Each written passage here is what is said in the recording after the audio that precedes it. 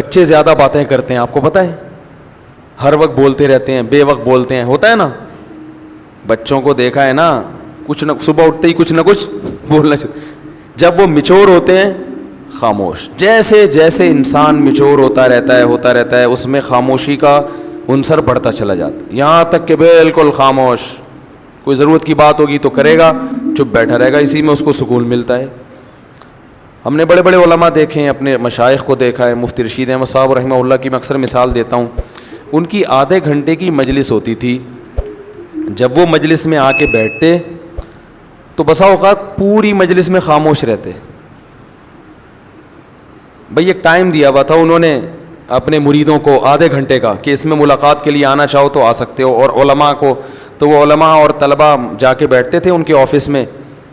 Office میں بیٹھنے سے پہلے اے سی چلا دیا جاتا تھا اور اس میں اسپرے کیا جاتا تھا خوشبو کا. خوشبو کے وہ بڑے عاشق تھے, خوشبو کے بغیر جہاں خوشبو نہیں ہوتی تھی تو ان کو وہاں بدبو آتی تھی, ٹھیک ہے نا. بہت مہنگی خوشبوئیں استعمال کرتے تھے. تو وہ آدھا گھنٹہ انہوں نے طلباء کو دیا ہوا تھا. تو آتے نیچے آ کے بیٹھ جاتے, بیٹھ کے سب کو ایک نظر دیکھتے, تھوڑا سا مسکراتے, اس کے بعد چپ, کیونکہ کوئی بات ذہن میں نہیں آ رہی کرنے کی تو چپ بیٹھیں. ہم بھی چپ. ہم بھی یہ نہیں کہ اور بھائی سنائیں خیریت حضرت آج صبح ناشتے میں کیا کھایا آپ نے. بھائی کرنا چاہو تو کچھ بھی بولتے رہو, اور کیا کھایا آپ نے ناشتے میں, اور امی ٹھیک ہیں, اور بھائی کیا ہو گیا منگنی وہاں طے ہو گئی. خواتین یہی کر رہی ہوتی نا باتیں, میت میں بھی باتیں کرتی ہیں. کسی کی میت ہو جائے نا, اب وہاں بھی پوچھ رہی ہوں گی بہن اس دوپٹے کی کیا قیمت ہے. روتے روتے پوچھ رہی ہوں گی ہائے ہائے منع کے ابا دنیا سے چلے گئے, اللہ مغفرت فرمائے. بہن یہ دوپٹہ کہاں سے لیا تھا تم نے؟ وہ پھر روتے روتے ہائے منع کے ابا بہت اچھے تھے, بولٹن مارکیٹ سے خریدا تھا میں نے. تو پھر وہ روتے روتے کہیں گے ہائے ہائے اللہ مغفرت کرے ان کے آپ کے میاں کی, بہت جوانی میں چلے گئے. ذرا سستا مل جاتا ہے بولٹن مارکیٹ میں, صحیح کیا آپ نے, وہاں سے حیدری سے لے لیتی تو غریب پڑ جاتا ذرا سا.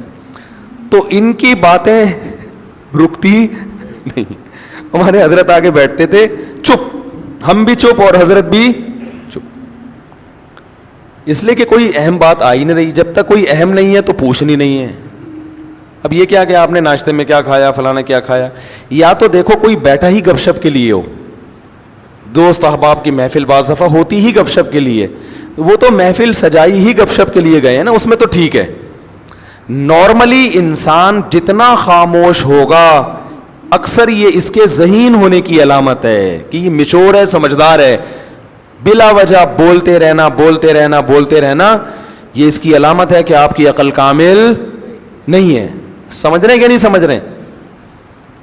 تو ہاں بعض دفعہ انسان کو محبت کے اظہار کے لیے بولنا پڑتا ہے. جیسے بعض خاموش مزاج لوگ جب گھر میں جاتے ہیں تو اتنے میچور ہو چکے ہوتے ہیں, بیوی سے بھی بات نہیں کر رہے ہوتے. وہ اب وہ آفس سے آئے, کیونکہ گریڈ بہت 20ویں گریڈ کے آفیسر ہیں, تو وہ آفس میں جیسا ان کا روب ہوتا ہے چپ بیٹھے رہتے ہیں, تو گھر آ کے بھی چپ. ہمارے ایک جاننے والے تھے, وہ ایسے ہی کرتے تھے. ان کے بچے بھی ان سے بیزار آ گئے تھے اپنے ابا سے, بیگم بھی بیزار آ گئیں. وہ آفس سے گھر آتے, آٹومیٹک ان کا ایک سسٹم تھا نا روبوٹ کی طرح.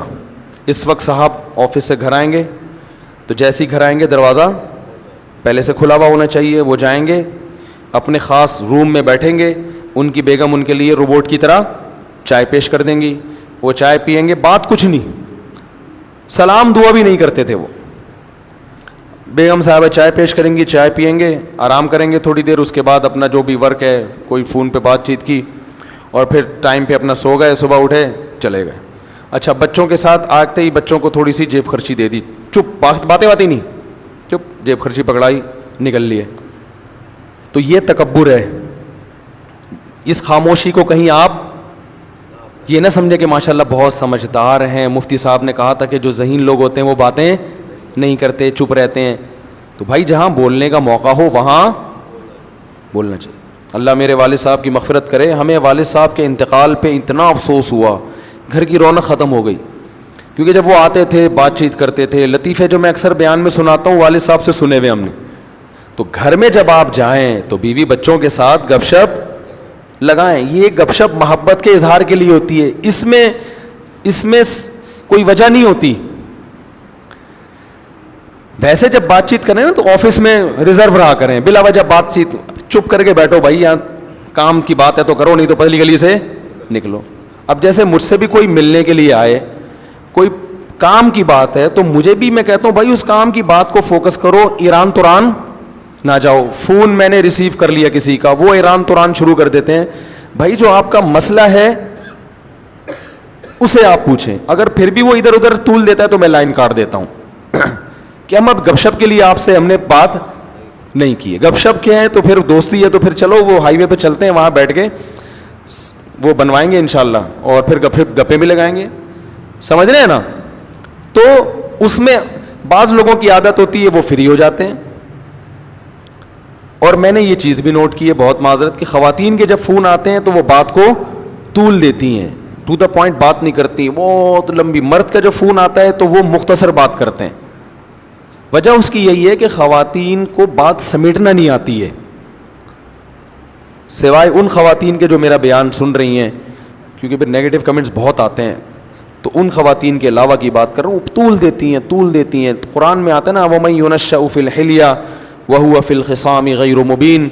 عورت کے بارے میں اللہ نے فرمایا وہ خصام میں غیر مبین ہوتی ہے, اپنی بات کو مدلل انداز میں نہیں پیش کرتی, جذبات سے زیادہ متاثر کرتی ہیں, جذبات زیادہ غالب آ جاتے ہیں, ٹو دا پوائنٹ بات کم ہوتی ہے. تو اس میں خوب اچھی طرح سے سمجھیں. کیا کہہ رہا تھا یار میں, کہاں سے کہاں بات چلی گئی, وہ واقعہ سنا رہا تھا.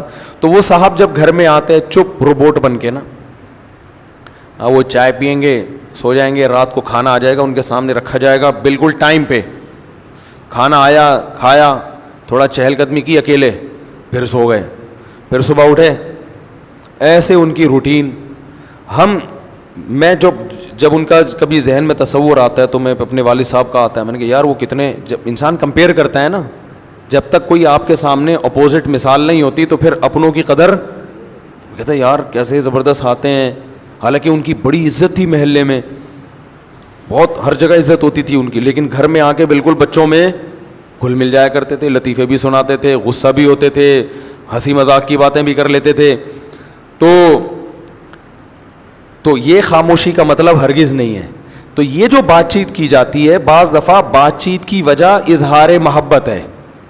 میں جب کوئی ملنے کے لیے آتا ہے, میں دیکھتا ہوں کہ اس پہ روب بہت ہے, وہ بات نہیں کر پا رہا مجھ سے, پھر میں اس سے ایران توران خود ہی شروع کر دیتا ہوں تاکہ اس کا روب تھوڑا. پھر میں پوچھتا ہوں کیا نام ہے آپ کا, کہاں سے آئے ہیں, شادیاں وادیاں کتنی کی ہیں, ایسے ہی, حالانکہ اس کا اس شادی سے کوئی تعلق نہیں ہوتا, ٹھیک ہے نا, ایک ہی کی ہے. میں نے کہا چلو اللہ دوسری کی توفیق دے. کہہ رہا نہیں بھائی میں تو ایک ہی, میں چلو ایک ہی پر اللہ اسی کو نبھانے کی. ایسے وہ فریق. یہ جو بات چیت کی جا رہی ہے دیکھنے میں تو فضول لگ رہی ہے, مگر اس بات چیت کا مقصد ہوتا ہے اس کو تھوڑا سا مانوس کرنا, تاکہ وہ جو میٹر لے کر آیا ہے وہ کھل کے اظہار خیال کر سکے. تو آپ میں سے کوئی آئے اور میں ایران توران شروع کر دوں تو آپ کہیں گے ادھر تو مفتی صاحب کہہ رہے تھے ایران توران نہیں کیا, اور ٹو دا پوائنٹ بات, تو وہ ٹو دا پوائنٹ ہی ہوتی ہے, لیکن اس کا کوئی مقصد ہوتا ہے. تو اگر کسی سے محبت کا اظہار کرنا ہے, دوستوں کی محفل ہے, یہ گھر میں بیگم کے ساتھ, تو آپ کو بات چیت وہ فضول ہی بھی کر لیں. بیگم کیا پکایا تھا آج, امی کے یہاں گئی تھی, کیا پکا ہوا تھا تم آج امی کے یہاں سے ہو کر آئی ہو, بھنڈی, اچھا ہمارے یہاں تو گوشت پکتا ہے, ادھر بھنڈی کھائی ماشاء اللہ, چلو تمہیں احساس تو ہوگا نا. یعنی یہ والی باتیں نہ کریں, مقصد یہ ہے, اس سے پھر لڑائی ہو جائے گی نا. تو ایسے ہی ایران توران اور کیا ہو رہا ہے, تو وہ کرنا ضروری ہے, سمجھ رہے ہیں, وہ کرنا ضروری ہے. وہ نبی بھی کیا کرتے تھے اپنے گھر میں, آپ صلی اللہ علیہ وسلم بھی گھر میں بعض دفعہ اپنی ازواج سے قصے کہانیاں بھی سنا کرتے تھے. حالانکہ نبی کا وقت کتنا قیمتی ہے, لیکن قیمتی وقت کے باوجود اس کام کو بھی آپ نے قیمتی سمجھا. سمجھ رہے ہیں کہ نہیں سمجھ رہے؟ ہمارے ایک دوست تھے, حضرت مفتی تقی عثمانی صاحب سے بیعت تھے, اور بہت بڑے عالم تھے, 24 گھنٹے مصروف. میں نے کبھی ان کو ٹائم ضائع کرتے ہوئے نہیں دیکھا. ایسے تھے, ان کا انتقال ہو گیا, اللہ مغفرت فرمائے. میں نے کبھی نہیں دیکھا کہ وہ ٹائم ضائع کرتے ہوں. کوئی گپ شپ نہیں کسی سے, جامعۃ الرشید میں آتے, اپنا حساب کتاب سے جو ان کے جس کام کا ٹائم ہے اس میں مصروف رہتے, کوئی فالتو بات نہیں, بڑے بزی. حضرت مفتی تقی صاحب سے بیعت ہو گئے, وہ میری ان سے بڑی دوستی تھی. تو آپ کہیں جب وہ ٹائم ہی نہیں تھا تو دوستی کہاں سے ہو گئی؟ تو دوستی ایسے ہی ہو جاتی ہے کہ بھئی ہم گاڑی میں اکٹھے جا رہے ہیں, جامعہ کی گاڑی میں اس وقت جایا کرتی تھی, اس میں بھی وہ اپنے معمولات پورے کرتے تھے بس میں نا, یعنی معمولات بس کے دوران ٹائم پورے ہوتے تھے. تو وہ ہفتے میں ایک دفعہ میری گھر والوں سمیت مہینے میں ایک دفعہ دعوت کیا کرتے تھے, اور بھی جان پہچان, تو اس سے ہماری دوستی مضبوط ہو گئی. تو اس دعوت میں گپ شپ ہی ہوتی تھی, وہ تو ظاہر ہے دعوت ہے نا, اس میں اب تھوڑی کہ مسائل بیٹھ کے حل کریں گے, لیکن ویسے ہر وقت ٹائم کے پابند. تو مجھے بتا رہے تھے کہ میں نے حضرت مفتی تقی عثمانی صاحب کو خط لکھا, ان کو اپنے معمولات بتائے, اور میرا خیال تھا اس پہ بڑی شاباش ملے گی کہ ماشاء اللہ آپ تو صبح سے لے کے رات تک دین کی خدمت میں, بولو بھائی, مشغول ہیں. کہہ رہے ہیں انہوں نے جواب میں خط لکھا کہ اس میں بیوی بچوں کے لیے ٹائم کہاں ہے. صحیح ہے نا, یہ تو آپ صبح سے مدرسہ, تدریس, تحقیق کا کام, فتاوی, بیان ہے بھائی, یہ سارے سلسلے تو ہو گئے آپ کے, بیوی بچوں کا ٹائم کہاں ہے؟ تو بھائی وہ انہوں نے بتایا میں رات کو بیوی بچوں کے ساتھ ہی سوتا ہوں. انہوں نے کہا دن میں وہ تو سونے کا ٹائم ہے نا, وہ تو ہر آدمی سوتا ہے, آپ نے کون سا, یعنی میں مفتی تقی صاحب کی یہ الفاظ نہیں ہے, میں اپنے الفاظ میں بیان کر رہا ہوں. انہوں نے فرمایا کہ اس میں بیوی کا ٹائم کہاں ہے, خاص طور پر ان کی اہلیہ کے بارے میں کہا, بیگم کا ٹائم کہاں ہے, اس کو کتنا ٹائم دیتے ہو دن میں؟